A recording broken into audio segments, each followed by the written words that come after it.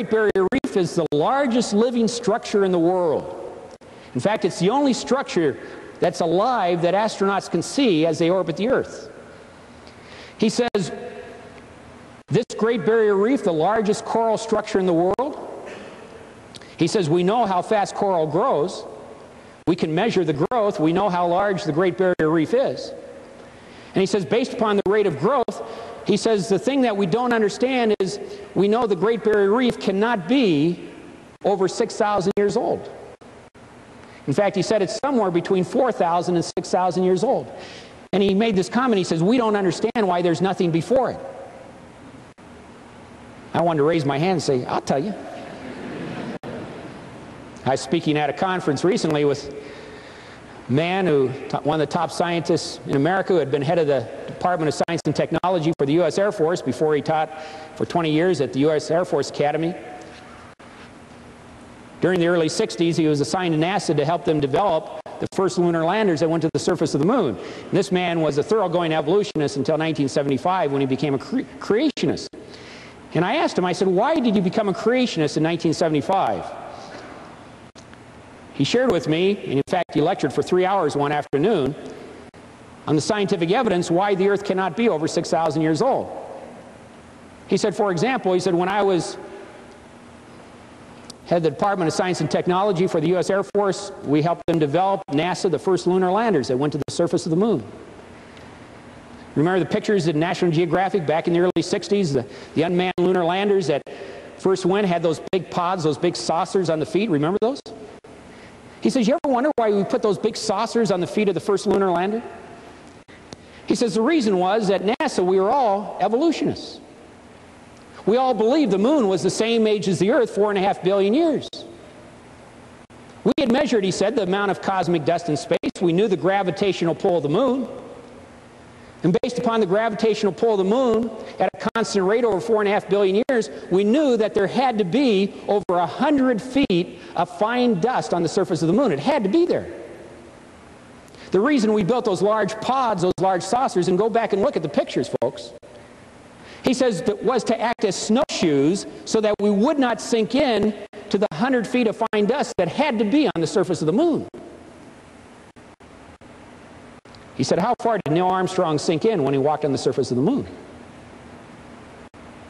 He barely scuffed up 1.5 inches of dust.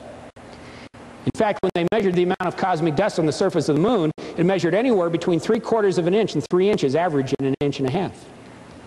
He said when we measured the amount of cosmic dust on the surface of the moon, based upon the rate of accumulation, which we knew, he said we came to realize the moon could not be over 6,000 years old. He said the problem is at NASA nobody wants to talk about it because it totally obliterated their whole evolutionary hypothesis. People say, but what about fossil fuels? I mean, what about oil and coal and all these things? It takes millions and millions of years. You may be aware that MIT and Caltech recently did an experiment which they took a ton of garbage and under intense pressure and heat created a barrel of oil in 45 minutes. You don't need millions of years. What you need is intense pressure and heat. Take, for example, the population of the Earth, approaching 6 billion people. Do you realize that the birth rate today is about 2% worldwide? Okay? We know in the past it's been much larger before people had means of birth control and others, but today it's down to about 2%. If we were to be conservative and take just a fourth of that, a 0.5% birth rate, you begin with 2 people having 2 children over 40 years, a 0.5% birth rate. Multiply that out. Do you know you can achieve today's population in just over 4,000 years? Do you know if evolution is true and we've been around 4 million, as they now say, but let's be conservative and say just 1 million? At a minimum birth rate of a 0.5%, we know it's 2% today and been much larger, but let's be conservative, a 0.5%. And if we've been evolving for 1 million years, do you realize we should be standing right now 1 per square foot around the entire surface of the Earth, and we should be finding human fossils 50 feet deep throughout the surface of the Earth? Folks, we're not standing 1 per square foot.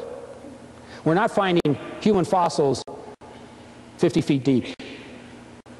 In fact, the evidence points that we are of a very recent origin.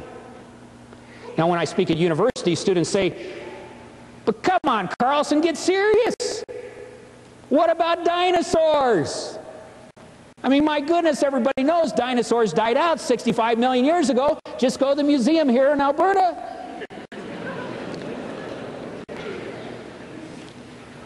Right?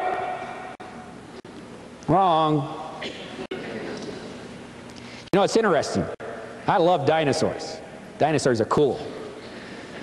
Took my family last summer. We went down to the Dinosaur National Park in Vernal, Utah. They're digging out these big Brontosaurus, Tyrannosaurus Rex, and went up to Mammoth Hot Springs in South Dakota where they're digging these large mammoths out. And that's why I wanted to go out here and see this museum. And I love dinosaurs. But you know, dinosaurs have become a real problem for evolutionists. Have you noticed that?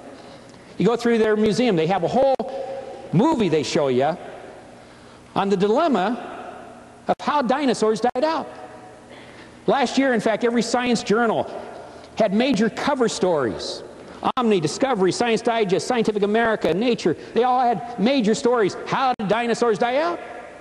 You know, the latest theory they're offering out here at the museum is that a comet hit the Earth, blew up dust, knocked out all sunlight, vegetation all died, had nothing to eat, they all died out.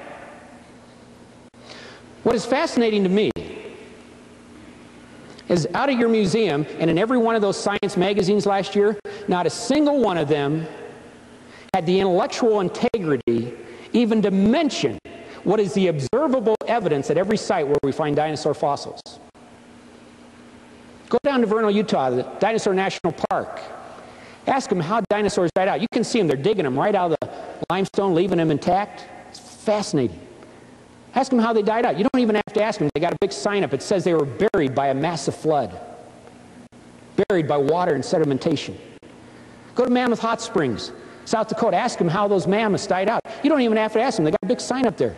It says they were buried by a massive flood. They keep talking out at your museum over and over again about the huge land masses covered by water. What happened to dinosaurs? You want to know what happened to dinosaurs? See, as creationists, we have no problems with dinosaurs. What were dinosaurs? Go home and look up the word dinosaur in your dictionary. It's a Greek word, dinosaurus. It means in Greek, terrible lizard. That's what dinosaur means. They were terrible lizards, large reptiles. What is fascinating about reptiles, if you've studied zoology, you know that reptiles are the only classification of species on Earth which continue to grow as long as they live. Even to this day, reptiles are the only things on Earth that continue to grow as long as they live. Now we know that at the time of the fall of Adam and Eve, when sin entered the world, when sin came to the world, the second law of thermodynamics kicked in, entropy and the decline. But before sin had taken full effect upon Earth, how long was man living? Adam lived 930 years. Noah lived 950 years. Methuselah lived 969 years. The average lifespan of man was 900 plus years.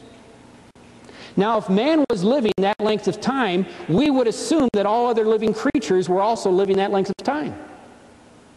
Now, if reptiles are the only classification of species on Earth which continue to grow as long as they live, and they are, if you take, for example, down in Indonesia today, we have the 15-foot, 450-pound Komodo dragon lizards alive in Indonesia today. Nova on PBS just did a program on them. Lizards 15 feet long, 5 meters, 450 pounds. How do you like one of those running through your house? They're only 10 years old. Or where I was a year ago down in the Galapagos Islands, you have the 8-foot iguanas.